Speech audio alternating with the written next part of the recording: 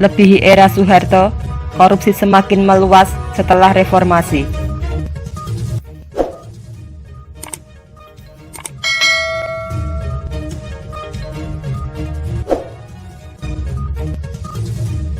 Era pasca reformasi saat ini, korupsi sangat meluas dan perguruan tinggi menjadi salah satu terdakwa utamanya.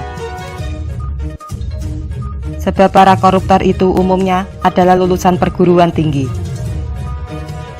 Menteri Koordinator Bidang Politik, Hukum dan Keamanan Mahfud MD meminta para rektor perguruan tinggi ikut memperhatikan persoalan ini.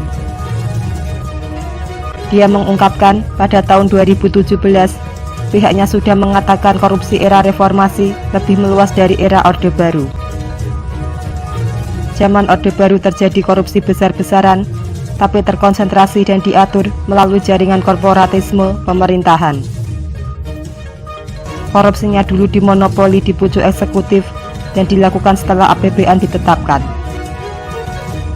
Ini tak bisa dibantah. Buktinya Orde Baru direformasi dan pemerintahan Soeharto secara resmi disebut pemerintahan KKN. Penyebutan itu ada di tab MPR, undang-undang, kampanye politisi, pengamat, disertasi, tesis, dan sebagainya. Tutur Mahfud. Kendati demikian harus diakui, sambung dia, setelah reformasi korupsi semakin meluas.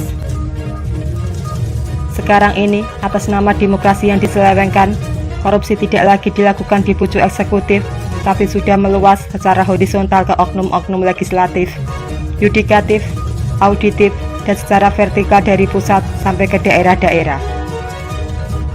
Menurut Mahfud, jika dahulu korupsi dilakukan setelah APBN ditetapkan atas usulan pemerintah, sekarang ini sebelum APBN dan APBD jadi, sudah ada nego-nego proyek untuk APBN dan APBD.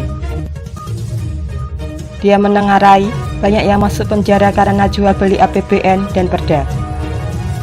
Saya bisa menunjuk bukti dari koruptor yang dipenjara saja, kata Menteri Pertahanan era Gus Dur ini.